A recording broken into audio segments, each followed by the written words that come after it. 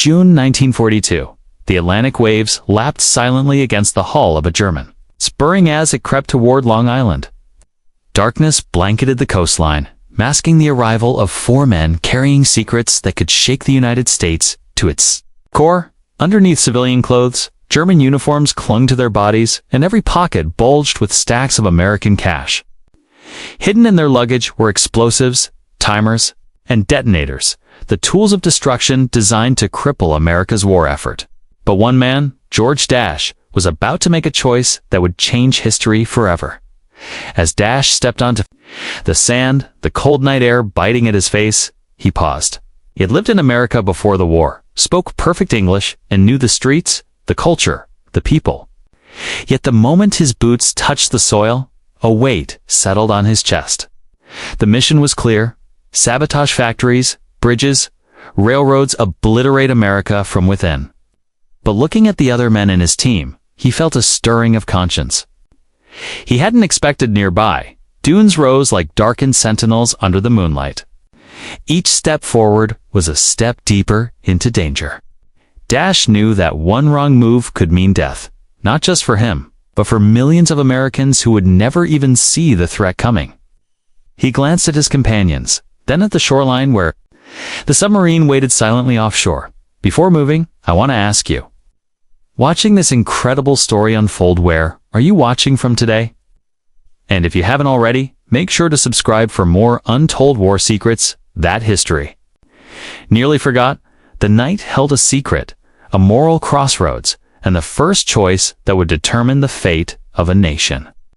And in that dark, quiet moment, George Dash made a decision that would shock both Germany and America alike. The sand was cold under George Dash's boots as he and his team buried their German uniforms and the carefully packed explosives beneath. The dunes? Shovel of sand felt heavier than the last, a weight of responsibility pressing down on him. One wrong move, one careless glance, and the mission and their lives could be exposed. But something inside Dash had shifted. He no longer thought of the mission in terms of orders or loyalty. He thought of the countless lives that hung in the balance, dressed in plain American clothes. The men melted into the darkness, leaving only faint footprints on the sand behind them. Dash's eyes scanned the horizon, alert for any sign of patrols or lights. Every shadow seemed suspicious, every rustle of leaves a potential threat. The night whispered secrets, and he knew that.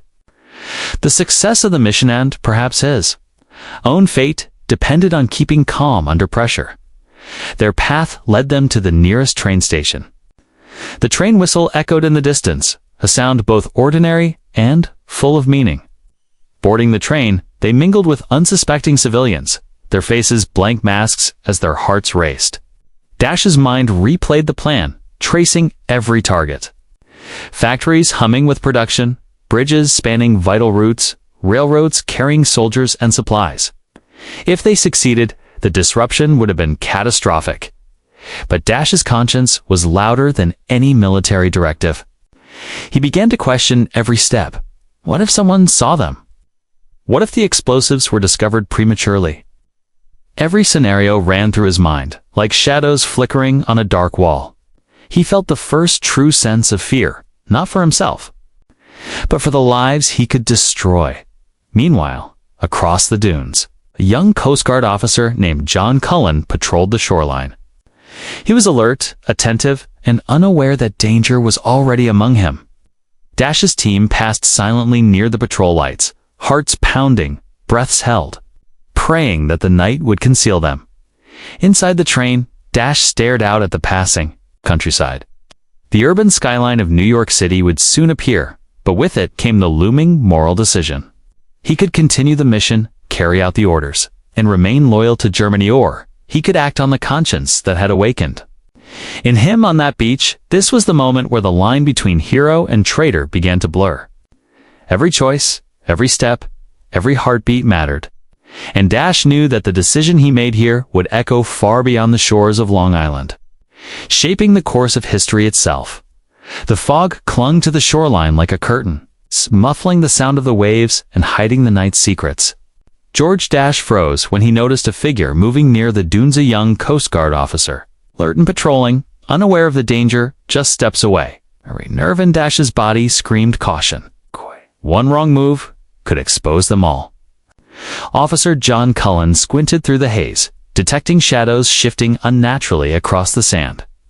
He moved closer, rifle at his side, eyes scanning. Dash instinctively stepped forward, heart pounding, voice steady despite the storm inside him. "We're fishermen," Dash said quickly, his accent faint but controlled. "Our boat ran aground. Please, we mean no harm." Cullen's gaze didn't waver. He asked for identification, suspicion etched across his young face. Dash's hand went into his coat butt instead of a weapon. He pulled out a stack of American bills, crisp and heavy. "Take this," he whispered. "Forget you saw us." Cullen's pulse raced. The money was unexpected, but the calm in Dash's voice unsettled him more than the cash ever could. He nodded, turned, and walked away. But as soon as he was out of sight, he ran straight back to his station, reporting every detail. Meanwhile, Dash and his team continued silently, bearing the final traces of their uniforms and explosives. Changed into civilian clothes completely, blending into the night. The train station awaited. The city beyond it offering both refuge and moral reckoning. Once aboard the train, Dash's mind raced. The mission was clear: New York City, targets mapped, chaos waiting to be unleashed. But another voice had taken hold in his head, louder than any orders. Conscience. Could he continue? Could he destroy innocent lives just to obey commands from a distant government? By dawn, Dash's decision had crystallized. He would not follow through with the mission. Explosives, the plans, the coded instructions, they would be surrendered and the FBI informed. He checked into a modest hotel in Manhattan, sitting on the edge of the bed, hands trembling. The phone sat in front of him like a bridge between destruction and salvation. He picked it up, dialed, and spoke.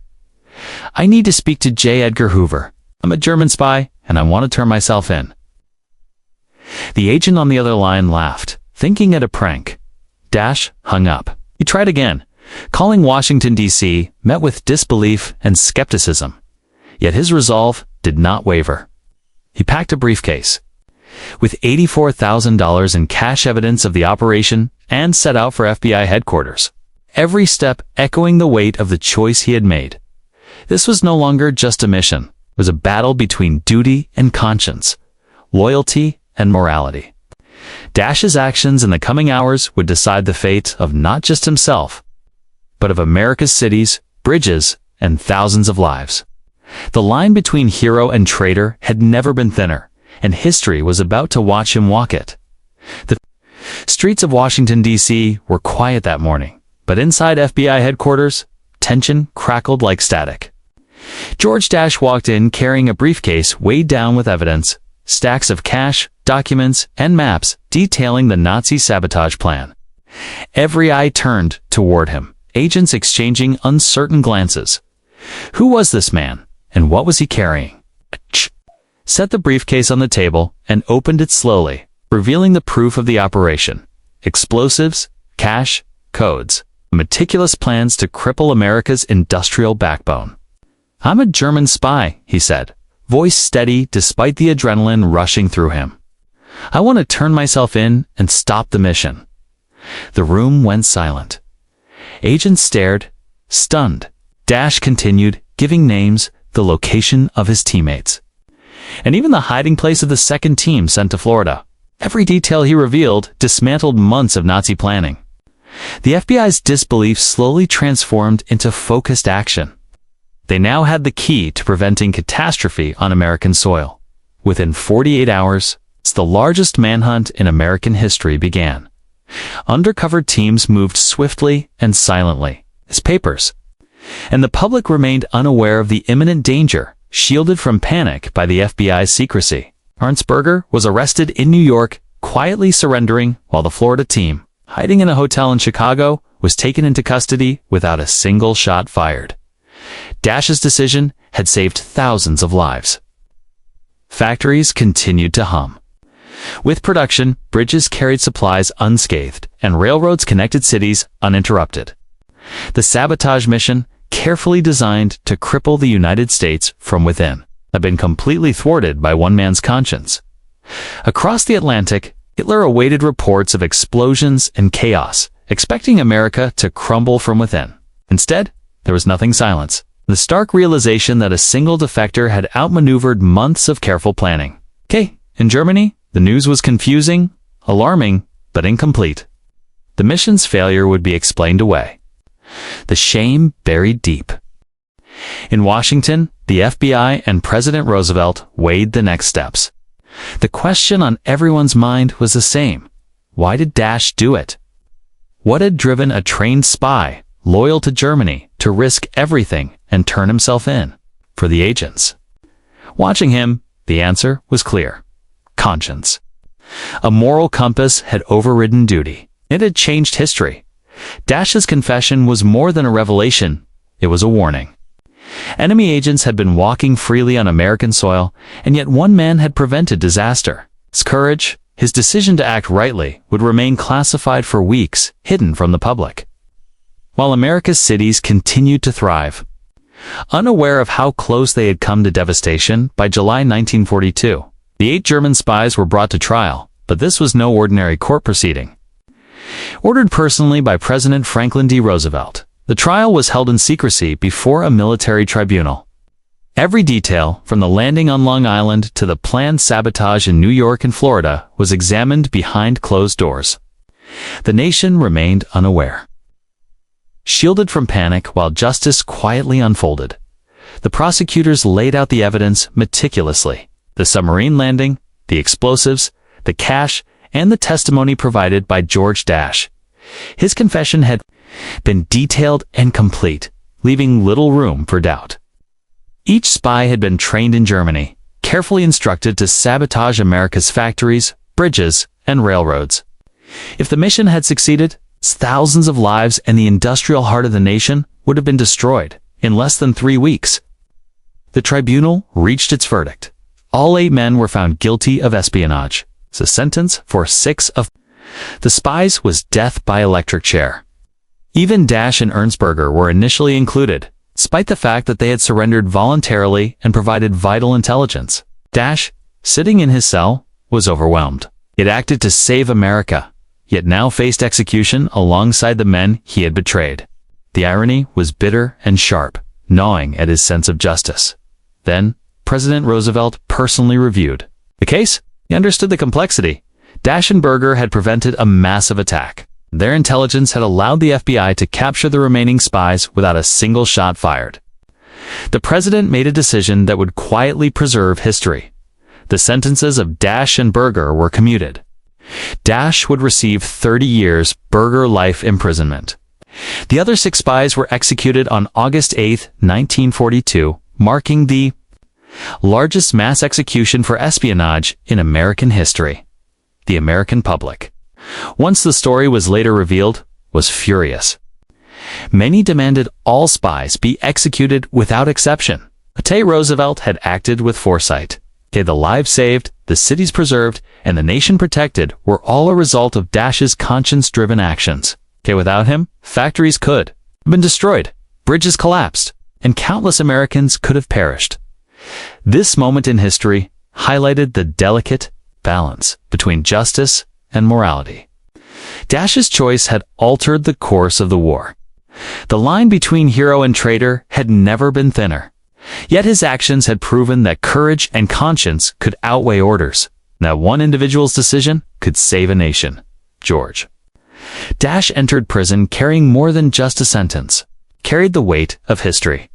30 years of confinement loomed ahead, a stark contrast to the freedom he had known on the beaches of Long Island.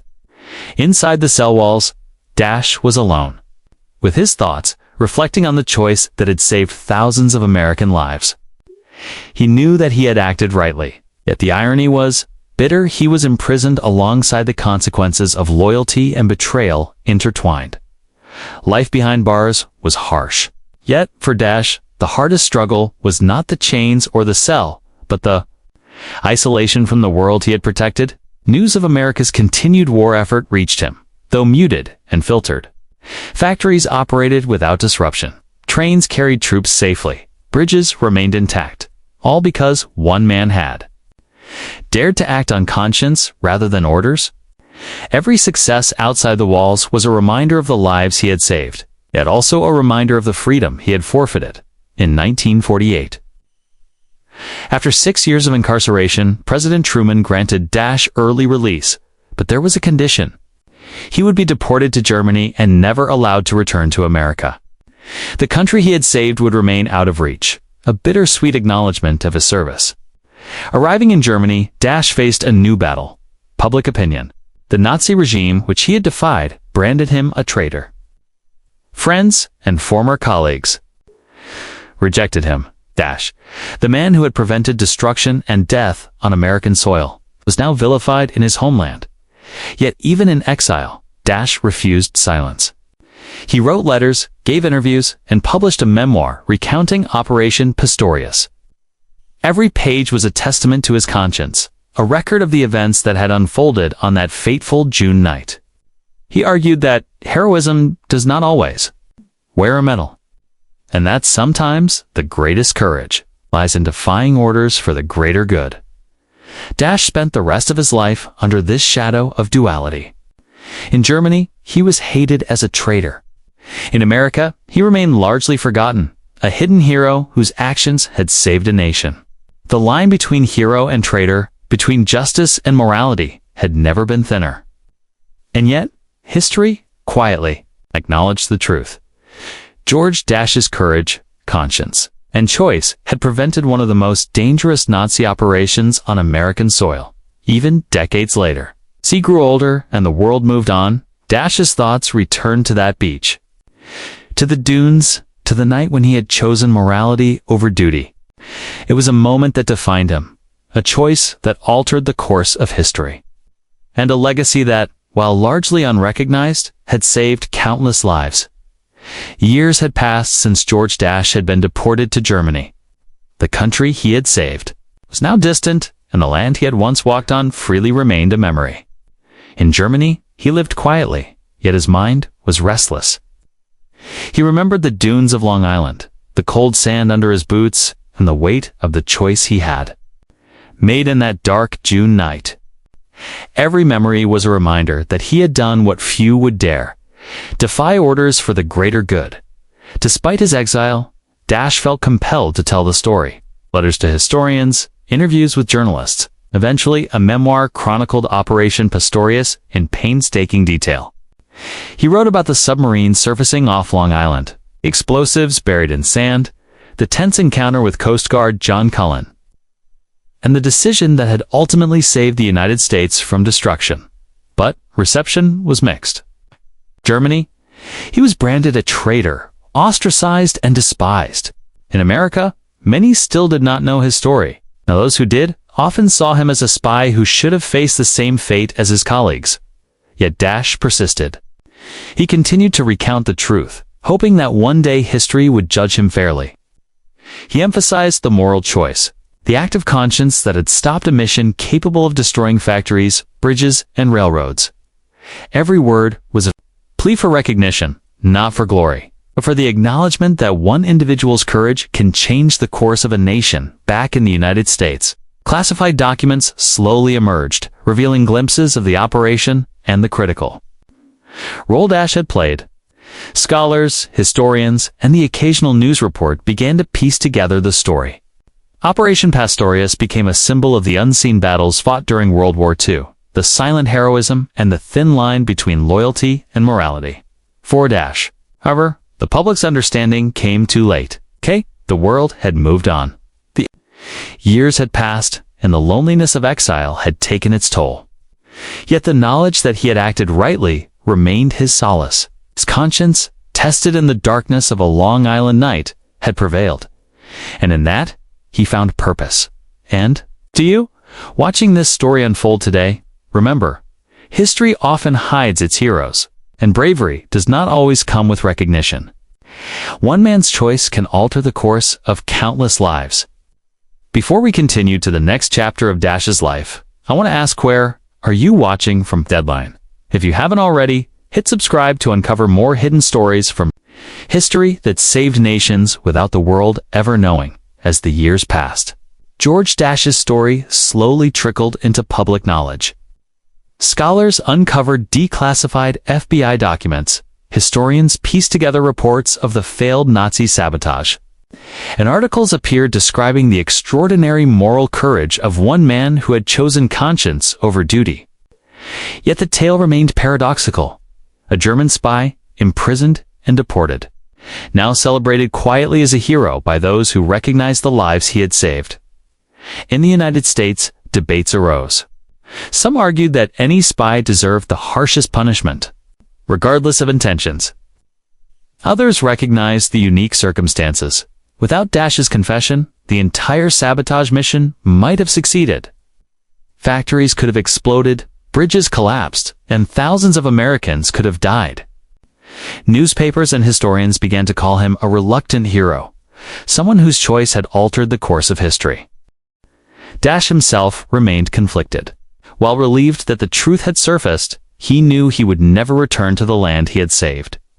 Letters from readers and historians offered gratitude, but they could not replace the homes, streets, and cities he had once walked freely. In Germany, he continued to live under a cloud of mistrust and resentment from those who viewed him as a traitor. His life was marked by a quiet isolation, a constant reminder of the cost of doing the right thing.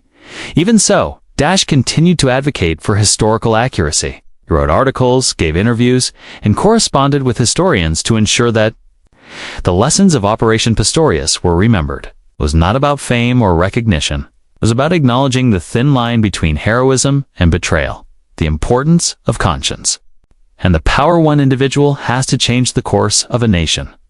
For the American public, the story became a lesson in vigilance and moral courage. The coastlines, the cities, and the industrial heart of the nation had been spared from devastation. And yet, the knowledge that enemy agents had once walked freely on U.S. soil was a stark reminder of the fragility of security and the importance of human choice. Dash's story also inspired a new generation of historians and writers to dig deeper into the shadows of World War II, uncovering forgotten acts of courage and unsung heroism. It proved that history is often shaped not just by battles and strategies, but by the quiet, difficult choices of individuals who dared to do what was right. And as we continue to uncover these hidden chapters of history, remember to hit subscribe and share your thoughts. Every story like this reminds us that heroes do not always wear medals, and sometimes the right choice comes at the highest personal cost. George Dash lived the remainder of his life under a quiet shadow, neither fully accepted in Germany nor celebrated in the United States. He had saved a nation, yet he was forever marked as a spy, a traitor in the eyes of some, and a forgotten hero in the eyes of many. The moral weight of his decision, made on a dark June night in 1942, followed him everywhere. In Germany, Dash was isolated. Old friends turned their backs, and strangers regarded him with suspicion. Yet he remained steadfast in recounting the truth of what had occurred. It's determined to ensure that history remembered not just the spies and the executions, but the moral courage that had prevented catastrophe. He wrote letters, gave interviews, and even published a memoir detailing Operation Pastorius, highlighting the thin line between loyalty and conscience. In America, historians and the few who studied the case recognized the enormous impact of his choice. Dash had prevented the sabotage of factories, bridges, and railroads, saving thousands of lives and maintaining the nation's industrial strength during a critical time of war. Classified reports, once secret, slowly became accessible, allowing scholars to piece together the story of a man whose bravery had gone largely unnoticed. As Dash grew older, he reflected on the paradox of his life. He had committed acts deemed treasonous by his own country, yet he had acted heroically by saving another. He knew he would never return to the United States, the land he had saved, but he took solace in knowing that his conscience had prevailed over blind duty. Every life spared, every factory that continued producing war materials, every bridge that remained intact was a testament to the choice he had made on that lonely beach. In 1992, George Dash passed away quietly, alone but aware of the impact of his actions. He left behind letters, memoirs, and a story that would continue to teach generations about courage, conscience, and the thin line between heroism and betrayal. Operation Pastorius, once a secret threat lurking beneath the surface of America, became a lesson in moral courage and the power of individual choices during times of war. Dash's legacy endures not in monuments or medals, but in the history books, in the quiet acknowledgement that one man's decision on a moonlit beach had saved a nation from chaos. His story reminds us that sometimes the greatest acts of bravery happen not on the battlefield, but in the choices we make when no one is watching. George Dash's story is one of courage, its conscience, and the quiet power of one individual to change the course of history. On that night in June 1942, when he stepped onto the sands of Long Island, he faced a choice that would determine the fate of a nation. By following his conscience instead of orders, he saved thousands of lives, prevented widespread destruction, and altered the trajectory of World War II on American soil. Yet his heroism came at a cost. Imprisonment, deportation, and a life of isolation in Germany were the price he paid. Hated as a traitor in his homeland, and largely forgotten in the country he saved, Dash never sought fame or recognition. Instead, he spent his life ensuring that the truth of Operation Pastorius and the lessons of moral courage were remembered. His story reminds us that heroism is not always visible, and sometimes the most critical battles are fought in moments of quiet moral choice. The line between hero and traitor can be thinner than we think, but the impact of the right decision can echo through generations. If you found George Dash's story incredible, take a moment now to subscribe to this channel for more untold war secrets and hidden moments from history. And tell us in the comments, where are you watching from today? Every story like this is a reminder that bravery doesn't always come with medals, and sometimes saving a nation begins with a single courageous choice.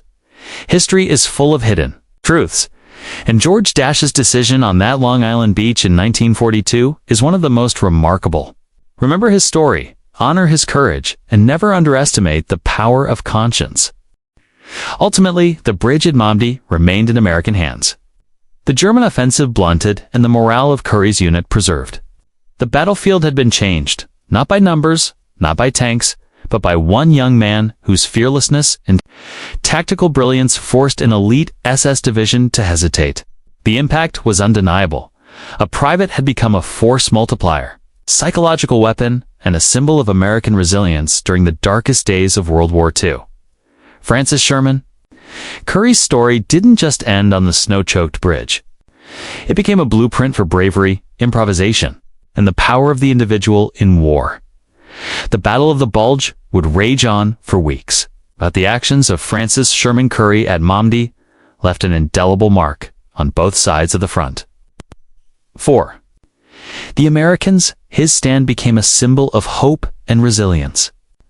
Soldiers, many of whom were young replacements like Curry had been, saw that even in the face of overwhelming enemy firepower, determination, intelligence, and courage could make the impossible possible. Tay, his fellow soldiers often recalled the moment he ran through open ground, firing bazooka rounds, anti-tank grenades, and machine guns with a precision that seemed beyond his years. That day, a private had done what seasoned officers could only hope to achieve. The tactical impact of Curry's actions was profound. By halting the German advance at a crucial bridge, he delayed the momentum of the Waffen-SS offensive. Every hour gained allowed American reinforcements to regroup, fortify positions, and prepare counterattacks. The psychological effect on the Germans was equally significant. Elite SS troops, trained to intimidate and destroy, had faced a single man who fought with the skill, coordination, and ferocity of an entire squad. The fear and hesitation sown by Curry's actions reverberated throughout their ranks, slowing their advance and reducing their operational effectiveness. Curry's heroism did not go unnoticed by the American command. In March 1945, his company commander submitted a formal recommendation for the Medal of Honor, citing his extraordinary valor, tactical brilliance, and decisive actions under extreme risk. By July 27, 1945, near Rheims, France, Curry received the Medal of Honor from Major General Leland Hobbs, commander of the 30th Infantry Division. Other accolades followed: the Silver Star, Bronze Star, 3 Purple Hearts, and Belgium's Order of Leopold. Even General Dwight D. Eisenhower reportedly remarked that Curry's stand at Normandy may have shortened the war by as much as 6 weeks. Despite these honors, Curry remained humble. He did not seek fame or public recognition. After the war, he returned to civilian life, dedicating himself to helping fellow veterans as a counselor at the Veterans Affairs Medical Center in Albany, New York. Later, he ran a landscaping business, worked in hotel convention planning in Myrtle Beach, living quietly while the legend of his battlefield prowess grew around him. For those who had been there, Curry's presence was a reminder of the difference a single individual could make, and how heroism often manifests in quiet, relentless action rather than fanfare. His story would inspire generations of soldiers and civilians alike. Military academies and study programs incorporated his exploits into lessons on leadership, improvisation, and psychological warfare. He became the first Medal of Honor recipient immortalized as a G.I. Joe action figure, his legacy teaching younger generations about bravery, ingenuity, and the importance of never underestimating the power of one determined individual. Video games and simulations also adapted his actions at Normandy as case studies in tactical decision-making, ensuring that his battlefield improvisation continued to educate and inspire long after the guns fell silent. When Francis Sherman Curry passed away peacefully on October 8, 2019. At the age of 94, he left behind more than a record of medals and accolades. He left behind a legacy of courage, calm under fire, and the terrifying efficiency of a soldier who could turn fear back on the enemy. The bridge at Normandy had long since melted back into the Ardennes landscape, but the echoes of Curry's defiance, ingenuity, and unyielding bravery remained immortalized in history. Curry had proven a timeless truth. In war, it is not only the weapons, numbers, or strategy that determines the outcome, it is the resolve, courage, and creativity of the human spirit. One young private from New York had held back an elite SS division and left them questioning everything they thought they knew about combat. That day, Francis Sherman Curry became more than a soldier. He became a legend, a ghost whose presence could terrify even the most battle-hardened enemy. Francis Sherman Curry's story is not just one of bravery. It is a testament to the extraordinary power of one person in the chaos of war. On that freezing morning at Normandy, he stood alone against the most feared soldiers in Europe, armed with little more than a bazooka, a rifle, and an unshakable will. In a world consumed by blood and fire, he became the line between survival and annihilation, proving that courage, ingenuity, and composure can tip the scales of history. His heroism reshaped the perception of what a soldier could accomplish. To the Germans, he was a ghost and unpredictable force who moved like an entire unit, striking with precision, rescuing the wounded, and making the impossible seem routine. To his fellow Americans, he was a symbol of hope, a reminder that even in the darkest hours, one individual could make a difference. After the war, Curry chose a quiet life, refusing the spotlight while continuing to serve others through counseling and community work. Yet his legend never faded. Medals, honors, military studies, G.I. Joe figures, video game adaptations kept his story alive for generations who had never set foot on a battlefield, but could understand the weight of courage and leadership. Under pressure, Francis Sherman Curry passed away peacefully in 2019. Leaving behind a legacy that continues to inspire and educate. He was more than a soldier. He was the embodiment of fearlessness and ingenuity in the face of overwhelming odds. The bridge at Normandy may have been reclaimed by the Ardennes forests, but the legend of the private who fought like an entire army lives on. In the end, Curry's life reminds us that heroism is not measured by fame or recognition, but by the impact one can have when it matters most. One person, armed with courage and quick thinking, can change the course of history. Francis Sherman Curry wasn't just brave, he was the scariest soldier of World War II.